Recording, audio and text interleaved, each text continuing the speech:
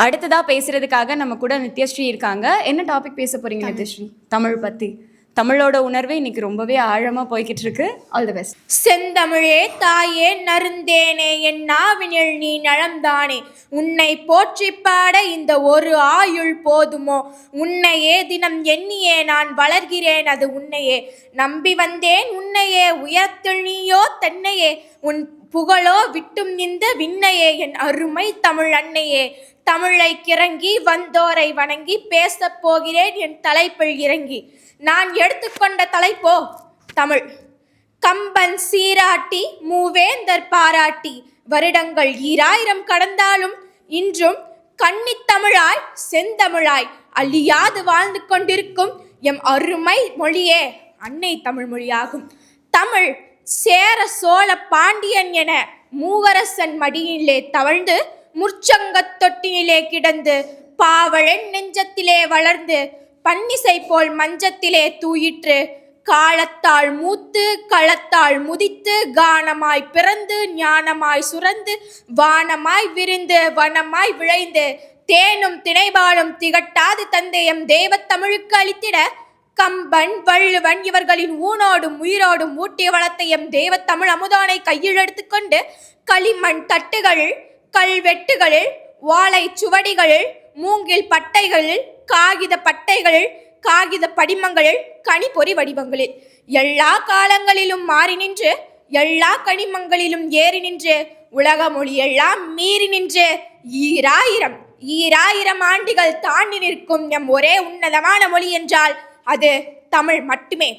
உலகில் உள்ள மொழிகளின் எண்ணிக்கையோ 3652. அதில் இந்தியாவில் உள்ள மொழிகளின் எண்ணிக்கை 652.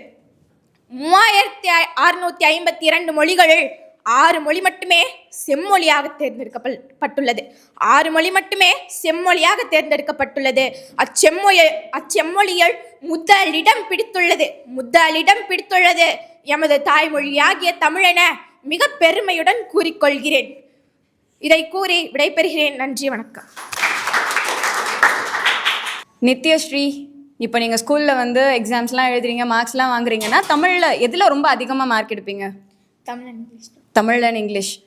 அதாவது தமிழ் ரொம்ப முக்கியம் தான், அது என்னோட தாய்மொழி. இருந்தாலும் படிக்க வேண்டிய ஆங்கிலத்தையும் படிக்கணும்னு படித்து முடிச்சிட்டிங்க. ரொம்ப அழகாக தமிழில் பேசுனீங்க. உங்களுக்கு தமிழில் யாரை ரொம்ப பிடிக்கும்? தமிழில் பாரதியார் ரொம்ப பிடிக்குமா? பாரதியார் பாட்டு ஏதாவது பாடுறீங்களா? பாரதியார் பாட்டு பாட தெரியாது, ஆனால் அவங்களோட பாட்டெல்லாம் கேட்பீங்க, ரொம்ப பிடிக்கும். பாரதி கண்ட புதுமை பெண்ணாக இருக்க போகிறீங்க இல்லையா? சரி, இவங்க கூட யார் வந்திருக்காங்க? அப்பா. ரொம்ப மகிழ்ச்சியாக இருக்குது. கண்டிப்பாக அதுவும் தமிழ் எடுத்து பேசுறதுனால ரொம்ப பெருமையாகவும் இருக்குது. ஓகே, உங்கள் அக்கா ரொம்ப அழகாக நித்யஸ்ரீ பேசியிருக்காங்க. நீங்களும் இந்த மாதிரி வளர்ந்து பேசுவீங்களா? பேசுவேன். சத்தமாக பேசலையே. நான் பேசுவேன். உங்களுக்கு எப்படி இருந்தது? உங்கள் கூட வந்திருக்காங்க அக்காவா, எப்படி பேசியிருக்காங்க? நல்லா பேசியிருக்காங்க. டியூஷன்லேயும் பேசியிருக்காங்க. அங்கேயும் நல்லா தான் பேசினாங்க, இங்கேயும் நல்லா தான் பேசி. டியூஷன்லேயும் ப்ராக்டிஸ் எடுத்துகிட்டு வந்திருக்கீங்க. Okay, all the best Nithyasri. இன்னும் நிறைய ஸ்டேஜஸ் நீங்கள் பார்க்கணும். தேங்க்யூ. அடுத்ததாக பேச்சரங்கத்தோட மேடையை தன்வயப்படுத்துறதுக்காக ஃப்யூச்சரில் லாயர் ஆக போகிற தர்ஷினி வந்திருக்காங்க. என்ன டாபிக் எடுத்திருக்கீங்க? பெண் கல்வியின் முக்கியத்துவம். சூப்பராக பேசிடலாமா? All the best. இல்லங்கோ வட்டிகள் ஏந்திய தமிழே, கம்பன் நாடன் கண்ட தமிழே, பாரதி தூள்வெளியில் பழுத்த தமிழே, வள்ளுவன் வீட்டில் வளர்ந்த தமிழே, பேரழகு தமிழுக்கு எம் முதல் வணக்கம். இங்கு அமர்ந்திருக்கும் அனைவருக்கும் எம் மறுவணக்கம். இதோ என் உரையின் துவக்கம். நான் உங்களிடம் பேச எடுத்துக்கொண்ட தலைப்பு பெண் கல்வியின் முக்கியத்துவம். புலியாளும் மன்னர்கள் கவியாளும் புலவர்களை போற்றினார் என்பது வரலாறு கூறும் உண்மை. ஆனால் இப்புவியில் வாழ்ந்து மறைந்த மன்னர்களுக்கு பல நல்ல கருத்துக்களை எடுத்து கூறியதில் பெண் புலவர்களும் அடங்குவர். அதிலும் குறிப்பாக ஔவையார், பொன்முடியார், காவர் பெண்டு போன்ற பெண் புலவர்கள் குறிப்பிடத்தக்கவர்கள் ஆவார். ஆம், பாரதியார், பாரதிதாசன், கல்விக்கண் திறந்த கர்ம வீரர் காமராஜர் போன்ற பல எண்ணற்ற தலைவர்கள் பெண் கல்வியின் முக்கியத்துவத்தை உணர்ந்து அதற்காக பாடுபட்டுள்ளனர்.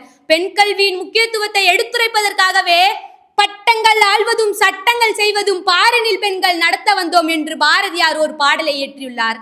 கற்க கசடர கற்பவை கற்ற பின் நிற்க அதற்கு தக என்று கல்வியின் முக்கியத்துவத்தை அன்றே 2 அடியில் எடுத்துரைத்தார் நம் ஐயன் வள்ளுவர்.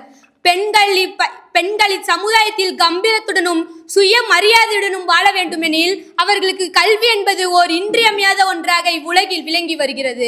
நாடு முன்னேற்றம் அடைய வேண்டுமெனில் பெண் கல்வி என்பது இவ்வுலகில் இன்றியமையா ஒரு உந்து சக்தியாக விளங்கி வருகிறது என்பதை நாம் அனைவரும் உணர்ந்து கொள்ள வேண்டும் என்பதே ஒரு நிதர்சனமான உண்மையாகும். பட்டங்கள் ஆள்வதும் சட்டங்கள் செய்வதும் பாரினில் பெண்கள் நடத்த வந்தோம் என்ற பாரதியாரின் பாடலுக்கேற்ப இன்றைய உலகில் ஆண்களுக்கு நிகராக பெண்களும் அனைத்து துறைகளிலும் முத்திரை பதித்து வந்துள்ளனர். இதனோடு மட்டுமல்லாமல் நாடும் வீடும் முன்னேற வேண்டும் என்றால் பெண் கல்வி என்பது தவிர்க்க இயலா ஒரு உந்து சக்தியாக இருக்கிறது என்பதை நாம் அனைவரும் உணர்ந்து அதற்கு முக்கியத்துவம் கொடுக்க வேண்டும் என்பதே ஓர் உண்மையான கருத்தாகும். கல்வி கற்றவன் சமூகத்தையே காக்கும் என்பதை போல ஒரு குடும்பம் முன்னேற வேண்டுமெனால் அந்த குடும்பத்தின் ஆணிவேராக திகழ்கின்ற அந்த பெண் கல்வியில் திகழ்ந்தவராகவும் சமுதாயத்தில் சுயமரியாதையுடனும் வாழ வேண்டும் என்று குறிப்பிடுகின்றனர். இதோடு மட்டுமல்லாமல் கல்வியில்லா பெண்கள் கலர் நிலம், அந்நிலத்தில் புற்கள் முளைக்கலாம் தவிர நல்ல ஒரு புதல்வர்கள் முளைப்பதே இல்லை என்று பாரதிதாசன் அன்றே திட்டவட்டமாக எடுத்துரைத்தார். இன்றைய உலகில் ஆண்களுக்கு நிகராக பெண்களும் அனைத்து துறைகளிலும் கால் தடம் பதித்து வருகின்றனர். விளையாட்டு துறையில் PV சிந்து, விண்வெளி ஆராய்ச்சி துறையில் கல்பனா சாவ்லா போன்றோர் முத்திரை பதித்துள்ளனர். ஆம், ஆண்களுக்கு நிகராக பெண்களும் அனைத்து துறைகளிலும் முத்திரை பதித்து வருகின்றனர். நாட்டையும் வீட்டையும் அழகாக்கும் பெண்களுக்கு நாம் கல்வி என்பதை கொடுக்க வேண்டும் என்பதில் நாம் அனைவரும் முக்கியத்துவம் பெற்றவராக மட்டுமே இருக்கக்கூடாது. அவர்களுக்கு கல்வி என்பதை வளர்க்க வேண்டும் என்பதிலும் நாம் ஆர்வமும் கவனமும் செலுத்த வேண்டும் என்பதே ஓர் கூற்றாகும். இதனோடு மட்டும் அல்லாமல் பெண் என்பவள் ஓர் நிழல் அல்ல, அவள் வாழ்க்கையின் மையத்தில் விளங்கும் ஓர் ஒளி, அவளிடமிருந்தே உருவாகும் குடும்பத்தின் முதல் பொறி. பெண் என்பவள் நிழல் அல்ல, அவள் ஒரு வாழ்க்கையின் மையத்தில் இருக்கும் ஒளி, அவளிடமிருந்தே உருவாகும் குடும்பத்தின் முதல் பொறி. படித்த பெண் என்றவள் ஓர் நிலம், நிலத்தில் இருந்தே தொடங்கும் இந்த சமுதாயத்தின் பலம், அதுவே நாளைய நாட்டின் நம்பிக்கை நிலமாக இருக்கிறது. ஆம், பழங்காலம் சொல்லியது பெண் என்றால் வீட்டுக்குள் மட்டுமே என்று. ஆனால் இன்று கற்றவளோ நிரூபித்தால் அவள் உலகையே மாற்றுவாள் என்று.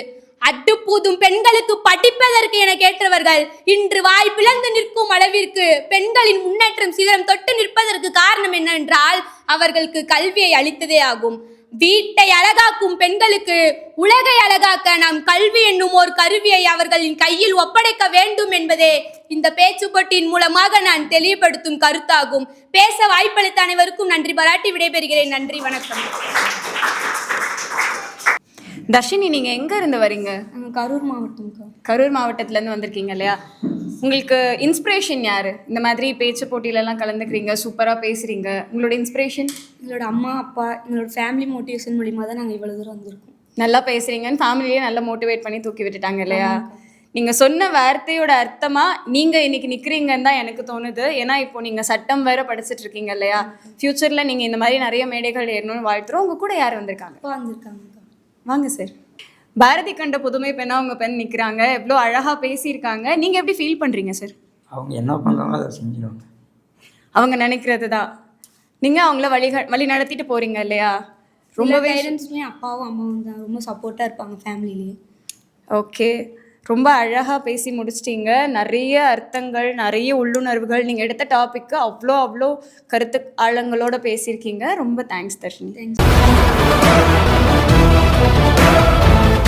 SS வர்மா டிவி வழங்கும் பேச்சரங்கம். இது தமிழகத்தின் தலை சிறந்த பேச்சாளர்களுக்கான தேடல்ல ஒவ்வொருத்தருமே அவங்களோட தலைப்புகளுக்கு ரொம்பவே உணர்ச்சி பூர்வமாகவும் கருத்து பூர்வமாகவும் அவங்களோட ஆழத்தை சொல்லிக்கிட்டு இருக்காங்க. அந்த வகையில் அடுத்ததா சஞ்சீவி குமார் இருக்காங்க. என்ன டாபிக் பேச போறீங்க? உயர்நீதிமன்றத்தில் தமிழ். உயர்நீதிமன்றத்தில் தமிழ். All the best. அமிழ்தினும் இனி அன்னை தமிழை வணங்கி மருகன் அவையில் வீட்டிருக்கும் அவளுடைய அடியார் அனைவரையும் வணங்குகிறேன். நான் சஞ்சீவி குமார். நான் அடிப்படையில் ஒரு சட்ட மாணவன். நான் இங்கே பேச எடுத்துக்கொண்டு இருக்கக்கூடிய தலைப்பு உயர் நீதிமன்றத்தில் தமிழ். இங்கே இருக்கக்கூடிய இளையோரும் மூத்தோரும் சான்றோரும் ஆன்றோரும் கேட்கலாம், நீ சட்டமானவன், நீ உயர் நீதிமன்றத்தில் தமிழை பற்றி உனக்கு தேவையாக இருக்கலாம் என்று உங்களுடைய மனதிலே எண்ணம் தோன்றலாம். இங்கு வந்த சகோதர சகோதரிகள் எல்லாம் தமிழையும் இங்கு இருக்கக்கூடிய சமூக அவலங்களையும் எடுத்து சொன்னார்கள். இந்த உயர் நீதிமன்றத்திலே வழக்காடு மொழியாக தமிழ் வர வேண்டும் என்பது நம்முடைய ஒரு ஜீவாதார அடிப்படை பிரச்சனையாக விளங்கி வருகிறது. இங்கே நம்முடைய தமிழ்நாட்டுக்கு வருகை தருகிற எந்த தலைவராக இருந்தாலும் ஆண்டுக்கு 5 ஆண்டுக்கு ஒரு முறை தேர்தல் வருகிறது. அது நாடாளுமன்ற தேர்தலாக இருந்தாலும் சரி, சட்டமன்ற தேர்தலாக இருந்தாலும் சரி, அனைத்து கட்சிகளின், அது அம்மா கட்சியாக இருந்தாலும் சரி, ஐயா கட்சியாக இருந்தாலும் சரி, தருகின்ற தேர்தல் அறிக்கையிலே வரக்கூடிய ஒரு முக்கியமான தேர்தல் வாக்குறுதி என்னவென்று கேட்டால், உயர்நீதிமன்றம், மெட்ராஸ் உயர்நீதிமன்றம், அதாவது சென்னை உயர்நீதிமன்றத்திலே வழக்காடு மொழியாக தமிழ் கொண்டு வரப்படும் என்று கூறிக்கொண்டுதான் வருகிறார்கள். அது நம்மால் நடைமுறைப்படுத்த இயலவில்லை. ஏன்? இந்தியா கூட்டாட்சி நாடுதானே. கூட்டாட்சி தத்துவத்தினை அடிப்படையாக கொண்ட அரசியல் அமைப்பினை கொண்டிருக்கிற இந்த இந்தியாவில் அதற்கான வாய்ப்புகள் வழங்கப்படவில்லையா?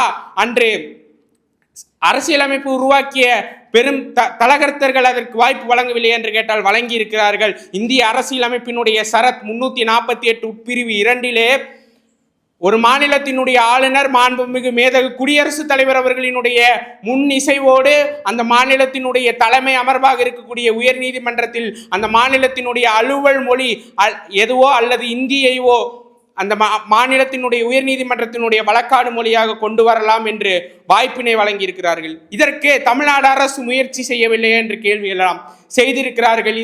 தமிழ்நாட்டிலே தமிழ் ஆட்சி மொழி சட்டம் கொண்டு வரப்பட்டவுடன் சார்நிலை நீதிமன்றங்களிலும் அனைத்து அலுவலகங்களிலுமே தமிழ் கட்டாயமாக்கப்பட்டது. அதன் பிறகு குற்றவியல் நீதிமன்றங்களிலும் உரிமையல் நீதிமன்றங்களிலும் தமிழ் தான் வழக்காடு மொழியாக இருக்கிறது.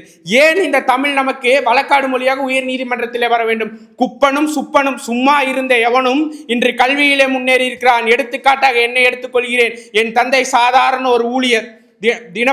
தினப்படியில் தான் நாங்கள் வாழ்ந்து கொண்டிருக்கிறோம். இன்று நான் சட்ட மாணவனாக சட்டக்கல்லூரியின் படியேறி இருக்கிறேன். அடுத்து ஒரு அரசு அலுவலகத்துக்கோ அல்லது வழக்காடு மேடைக்கோ நான் எடுத்து சென்று என்னுடைய வழக்கு நான் அங்கே செல்கிறேன் என்று சொன்னால் அது இந்த இந்தியா திருநாட்டிலே எனக்கு கிடைத்த மிகப்பெரிய வாய்ப்பு.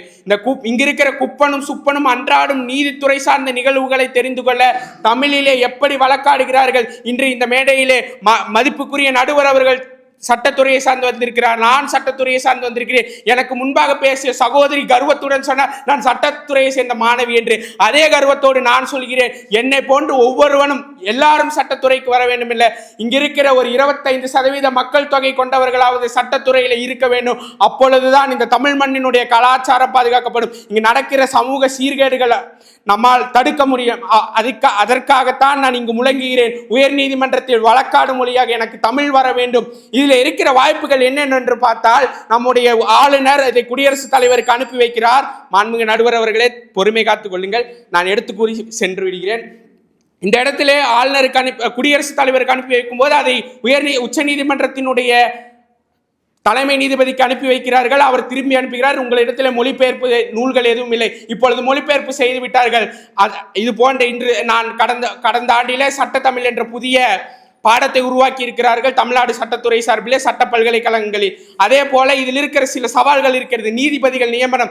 இந்தியாவின் எந்த ஒரு மூலையிலிருந்தோ யாரோ ஒருவன் நீதிபதியாக வருகிறார். அவருக்கு கட்டாயம் தமிழ் தெரிந்திருக்குமா என்று கேட்டால் அது மிகப்பெரிய கேள்விக்குறி. இங்க மொழிபெயர்ப்பு, அதுவும் தனியே சட்ட நூல்களுக்கான மொழிபெயர்ப்பு தேவைப்படுகிறது. இதையெல்லாம் கருத்தில் கொண்டு வாழ்க தமிழ் வாழ்க தாயகம் என்று கூறினால் பத்தாது, தமிழை இன்னும் எப்படி வளர்க்க வேண்டும்? சங்கம் வைத்தாண்டு பாண்டியனும் சேரனும் சோழனும் வளர்த்தார்கள். இன்று நாம் தமிழுக்கு உயிர் ஊட்டம் தர வேண்டும் என்றால் உயர் நீதிமன்றத்தினுடைய தமிழ் வழக்காடு மொழியாக வர வேண்டும் என்பது தலையாய பிரச்சனை. அதை நாம் ஒவ்வொருவரும் குரல் கொடுக்க வேண்டும் என்று கூறி நன்றி கூடி பெறுகிறேன். நன்றி, வணக்கம். சஞ்சீவி குமார், நீங்க எங்க இருந்து வரீங்க? கோபிச்செட்டிப்பாளையம், ஈரோடு மாவட்டம். அங்க இருந்து வரீங்களா? ஓகே, உங்களோட தலைப்பு, இந்த தலைப்பு தான் எடுக்கணும் அப்படின்றதுக்கான காரணம் என்ன? நான் இந்த நவம்பர் 26ஆம் தேதி அன்னைக்கு என்னுடைய தேர்வுகள் சட்டக்கல்லூரி தேர்வுகள் எல்லாம் முடிச்சுட்டு நான் இந்த போட்டிக்கு தயாராக எடுக்கிற அந்த அன்னைக்கு இந்திய அரசியலமைப்பு தினம் நவம்பர் 26.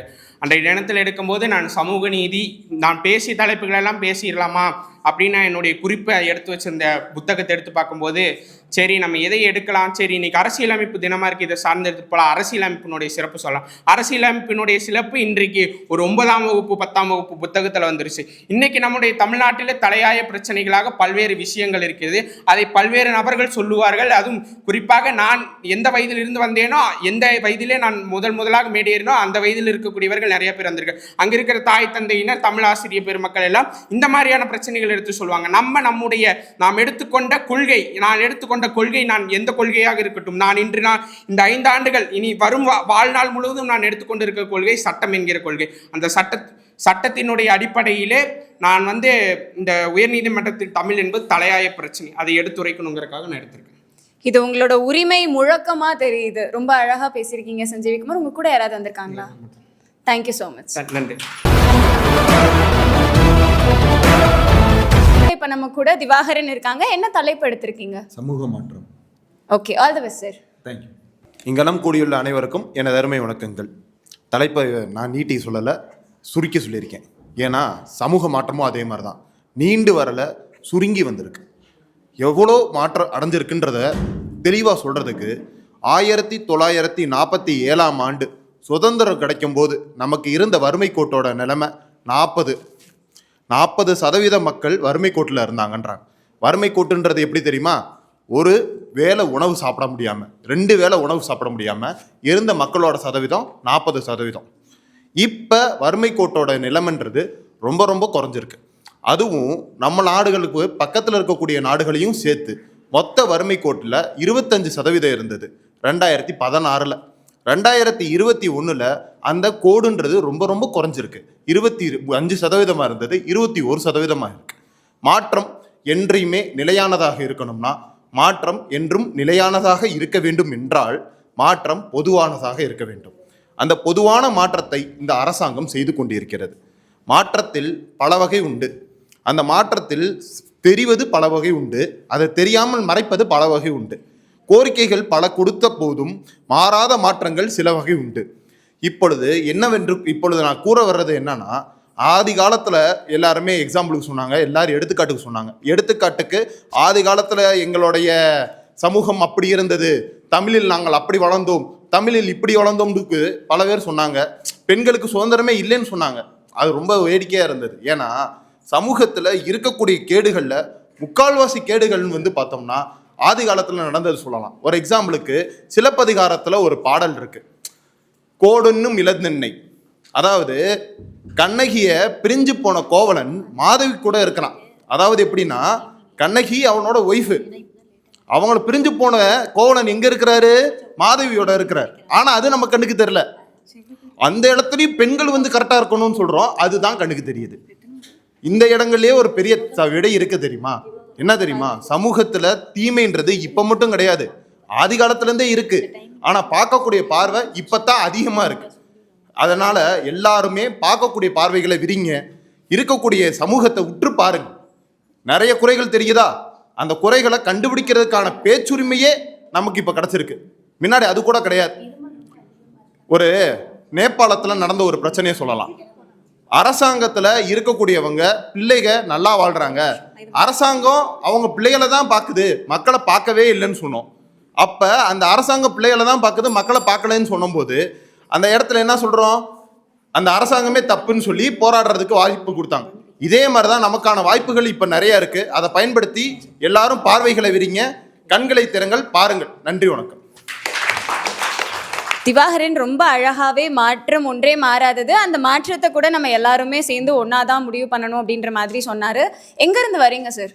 நான் திண்டுக்கல் மாவட்டம் வத்தலகுண்டிலிருந்து வரேன். நீங்க என்ன ஒர்க் பண்றீங்க சார்?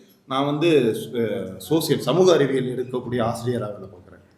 ஓகே சார், இன்னைக்கு இந்த தலைப்பை நீங்க இங்க எடுத்துட்டு வந்ததுக்கான காரணம்? சமூக பார்வைன்றது எல்லா இடத்துலையுமே மாறிக்கிட்டே இருக்கு.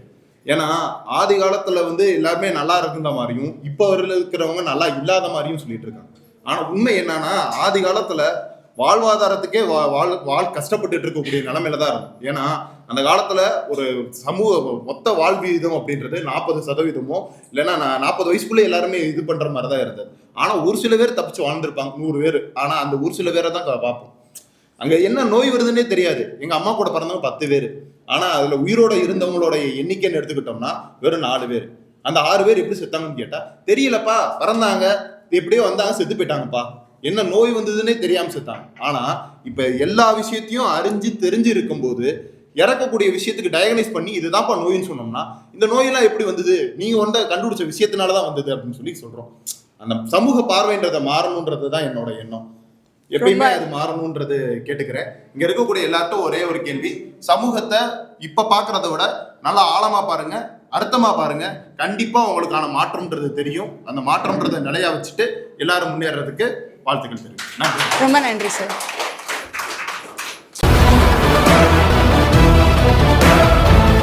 SS வர்மா டிவி வழங்கக்கூடிய பேச்சரங்கம் இது தமிழகத்தின் தலை சிறந்த பேச்சாளர்களுக்கான தேடல்ல இது வந்து கற்றல் மேடையாகவும் கற்பித்தல் மேடையாகவும் இருக்கு. உண்மையிலேயே ஒவ்வொருத்தரும் அவங்களோட உணர்வுகள் அது மட்டும் இல்லாம அவங்க வாழ்க்கையில பார்த்த விஷயங்களையும் ஷேர் பண்ணிட்டு இருக்காங்க. அது வந்து நமக்கு கற்பிக்கக்கூடிய விஷயங்களா இருக்கு. அந்த வகையில இப்ப நம்ம கூட தன்னோட சுய அனுபவங்களை பகிர்ந்துக்கிறதுக்காக ராபர்ட் இருக்காங்க. என்ன தலைப்புல பேச போறீங்க? மாணவர்கிட்ட அறிவை விரிவிசை எப்படின்னு பேசலான் இருக்கேன். ஓகே ராபர்ட், நீங்க என்ன படிக்கிறீங்க? எம்எஸ்சி படிச்சுட்டு முதுகலை படிச்சுட்டு இருக்கேன் பெரியார் பல்கலைக்கழகத்தில். ஓகே, எப்போ நீங்க இதை பார்த்தீங்க இந்த மாதிரி ஒரு ஷோ நடக்குது? இன்னைக்கு பார்த்தேன். என்னுடைய நேட்டிவ் வந்து அரூர், சொந்த ஊர் அரூர். முதுகலை வந்து இங்கே நான் விடுதலை தங்கி படிச்சுட்டு இருக்கேன். நான் லாஸ்ட் மந்த் அக்டோபர் 30 வந்து யூத் பார்லிமெண்ட் டெல்லியில் நடந்த பார்லிமெண்ட்டில் தமிழ்நாட்டு அளவில் நான் அதில் பார்ட்டிசிபேட் பண்ணேன். இங்கே வர்மா நிகழ்ச்சி நடக்கிறது வந்து எனக்கு தெரியாது. என் ஃப்ரெண்ட் ஒருத்தர் சொன்னான், நீ இப்போ இந்த மாதிரி ஒரு ப்ரோக்ராம் ஒன்று நடக்குது ஆடிஷன், அதுக்கு நீ போ அப்படின்னா. நான் எனக்கு டாபிக் எதுவுமே தெரியாது, நான் யாருக்கும் கான்டாக்ட் எதுவுமே பண்ணலை. சரி நான் ஊருக்கு போகலான்னு சொல்லிட்டு எல்லாத்தையும் பேக் பண்ணிட்டு வரும்போது 7 மினிட்ஸ்க்கு பார்த்தேன். இன்றைக்கும் ஆடிஷன் டேட் இருந்துச்சு. சரி போய் பார்க்கலாம் என்ன நடக்குதுன்னு சொல்லிட்டு அப்படின்னு சொல்லிட்டு நான் வந்தேன். சரி என்ன பேசலாம்னு சொல்லிட்டு அப்புறம் எல்லாருக்கும் வாய்ப்பு எப்போ கிடைக்குதோ அப்போ நான் பயன்படுத்திக்கணும். வாழ்க்கை வந்து வாய்ப்பு மட்டும் தான் கொடுக்கும், நாம் தான் வெற்றியை வந்து உருவாக்கிக்கணும். இன்றைய மாணவருக்கு அதுதான் என்னுடைய கருத்து. பேசலாம். வாய்ப்புகளுக்கான மேடையை தேடி பார்த்த நொடியே நாம கண்டிப்பா போகணும்னு முடிவு பண்ணி வந்து நிக்கிறாரு. ஆல் தி பெஸ்ட் ராபர்ட், சூப்பரா பேசுங்க. எங்கள் வாழ்வும் எங்கள் வளமும் மங்காத தமிழ் என்று சங்கே முழங்கு. எங்கள் பகைவர் எங்கோ மறைந்தார், இங்குள்ள தமிழர்கள் ஒன்றாதல் கண்டே. வெங்குடுமை சாக்காட்டில் விளையாடும் தோல் எங்கள் வெற்றி தோள்கள். கங்கை போல் காவிரி போல் கருத்துக்களை தருமுள்ளம் எங்கள் உள்ளம். வெங்குருதி தனிக்கமழ்ந்து வீரம் செறுகின்ற தமிழ் எங்கள் மூச்சு. அவைசார் பெரியோர் உட்பட அவையோர் அனைவரையும் வணங்கி மகிழ்கிறேன்.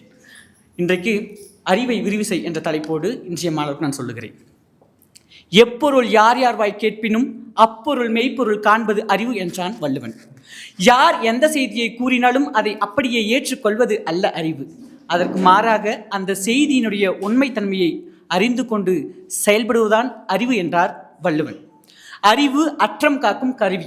ஆம், நம்மை பகைவர்களிடமிருந்து பாதுகாக்கும் ஒரே ஆயுதம் அறிவு என்று சொன்னால் அது மிகையாகாது. அதற்கு மாறாக கேள்வி கணைகளிலிருந்து நம்மை நாம் வளர்த்து கொள்ள வேண்டும். அறிவை விரிவு செய்ய ஆழ்ந்த சிந்தனையோடு அடுக்கடுக்கான கேள்விகளை கேட்கும் பொழுதுதான் அறிவை நாம் விரிவு செய்ய வேண்டும். எப்படிப்பட்ட அறிவை நாம் விரிவு செய்ய வேண்டும்? ஆண்ட்ராய்டும் பென்ட்ரைவும் ஆட்சி செய்யும் இக்காலகட்டத்தில் ஃபேஸ்புக்கில் லைக் போடுறதும், வாட்ஸ்அப்பில் ஷேர் செய்கிறதும், கூகுளில் குடியிருக்கிறதும் நம்முடைய அறிவை விரிவு செய்யாது.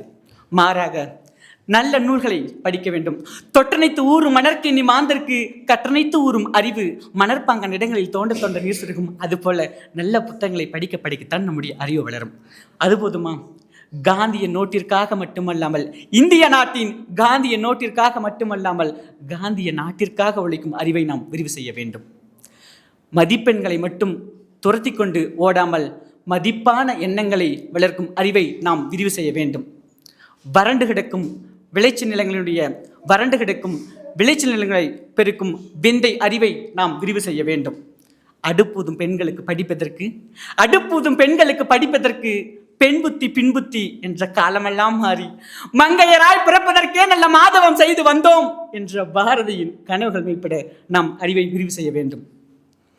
பிறப்பால் வருவதல்ல உயர்வும் தாழ்வும், பிறப்புக்கும் எல்லா உயிர்க்கும் என்ற அறிவை நாம் விரிவு செய்ய வேண்டும். நான் ஒரே ஒரு குறு செய்தியை மட்டும் சொல்லி விடைபெற ஆசைப்படுகிறேன். எல்லாருக்கும் தெரியுமா புல்வாமா தாக்குதல்? எத்தனை பேருக்கு தெரியும் என்று தெரியவில்லை. அந்த புல்வாமா தாக்குதலில் ஒரு இராணுவ வீரன் இறந்து விடுகிறான். அவனுடைய பெயர் ராஜசேகர், அவனுடைய மனைவி நிகிதா. இருவரும் காதல் திருமணம் செய்து கொண்டார்கள். அந்த புல்வாமா தாக்குதலில் அந்த இராணுவ வீரன் இறந்து விடுகிறான். ஒரு இராணுவ வீரன் இறந்து விட்டால் அந்த குடும்பம் எந்த நிலைக்கு போகும் என்று எல்லாருக்கும் தெரியும். தன்னுடைய மகன் இறந்து விட்டான் என்ற செய்தி அறிந்ததும் தன்னுடைய தாயும் தந்தையும் மணலையும் சேத்துலையும் புரண்டு அழுந்துட்டு இருக்காங்க. ஆனால் தன்னை காதல் திருமணம் செய்து கொண்ட மனைவி ஒரு சொட்டு கண்ணீர் கூட விடலை. ஊர்ல இருக்கிறவங்களுக்கெல்லாம் ஒரே வியப்புங்க. என்ன தெரியுமா? எம்மா, காதல் திருமணம் செஞ்சுக்கிட்ட உன் கணவன் இறந்து விட்டான் என்ற செய்தி உனக்கு தெரியுமா தெரியாதா அப்படின்ட்டு பேசிட்டு இருக்காங்க. உடனே நம்ம ஊரா இருந்திருந்தா அந்த பெண்ணுக்கு எப்படியெல்லாம் சித்தரிக்கப்பட்டிருப்பார்கள் என்று தெரியும். ஒரு பெண்ணு BE படிச்சிருந்தா அந்த பொண்ணுக்கு இன்ஜினியரில் பட்டம் கொடுக்கலாங்க. ஒரு பொண்ணு LLB படிச்சிருந்தா அந்த பொண்ணுக்கு வக்கீல் பட்டம் கொடுக்கலாம். ஒரு பொண்ணு டாக்டரேட் முடிச்சுன்னா அந்த பொண்ணுக்கு நம்ம டாக்டர் பட்டம் கொடுக்கலாம். எதுவுமே இல்லாத அந்த பெண்ணுக்கு எத்தனை பட்டம் கொடுப்பார்கள் என்று தெரியும். ஆனால் அந்த பெண்ணிடம் போயிட்டு அவங்கெல்லாம் கேட்குறாங்க. அந்த பெண் எதுவுமே சொல்லலைங்க. மா, உன்னுடைய கணவன் இறந்துட்டான், இதுக்கு மேலே நீங்கள் கூடுறது கிடையாது, அவரை நினைத்து 2 சொட்டு கண்ணில் தண்ணியாவது விட்டுருமா அப்படின்னு சொல்லிட்டு எல்லாரும் கேட்குறாங்க. அவரை நினைத்து நான் கண்ணீர் வடிக்கவில்லை, கவிதை வடித்திருக்கேன்ட்டு மிக அழகாக சொன்னான். உடனே எல்லாருக்கும் ஒரே ஆச்சரியம். என்னடா இந்த பொண்ணுக்கு ஏதாவது பைத்தியம் பிடிச்சிருக்க, என்ன இப்படி இப்படின்னு சொல்லிட்டு கேட்கும்போது எல்லாரும் சரி சரி அந்த கவிதையை கொஞ்சம் சொல்லுமான்னு சொல்லிட்டு எல்லாரும் கேட்குறாங்களாம். அந்த பெண் மிக அழகா சொற்களை அடிக்க சொன்னாலும், நான் உன்னை தான் காதலிக்கிறேன், நான் உன்னை தான் காதலிக்கிறேன், நீ சொன்ன அத்தனையும் போய், நீ என்னை காதலிக்கவில்லையடா, இந்த இந்திய மண்ணைத்தான் காதலித்தாய். நான் உனக்காக உயிரையும் கொடுப்பேன், நான் உனக்காக உயிரையும் கொடுப்பேன், நீ சொன்ன அத்தனையும் போய், நீ எனக்காக உயிரை கொடுக்கவில்லை, இந்த இந்திய மண்ணுக்காகத்தான் உன்னை உயிரை கொடுத்தாய். சரி பரவாயில்ல, இருந்தால் என்னை இருந்து விட்டு போகட்டுமே.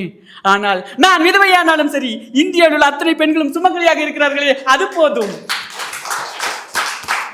மறுபடியும் ஒரு பிறவி ஒன்று இருக்குமே, ஆனால் அதிலும் நீ ராணுவ வீரனாக இருக்க வேண்டும், அதிலும் நான் உனக்கு மனைவியாக இருக்க வேண்டும், அதிலும் நீ இறந்து விட்டால் இனி 7 சன்மத்துக்கு நான் விதவையாக இருக்கிறேன், இந்தியாவில் உள்ள அத்தனை பெண்களும் சுமங்கலியாகவே இருக்கட்டும்னு எழுதி முடிக்கிறாங்க. இப்படிப்பட்ட அறிவைத்தான் நாம் இந்த உலகத்தில் விரிவு செய்ய வேண்டும். இறுதியாக நான் இப்படி சொல்லி நிறைவு செய்கிறேன்.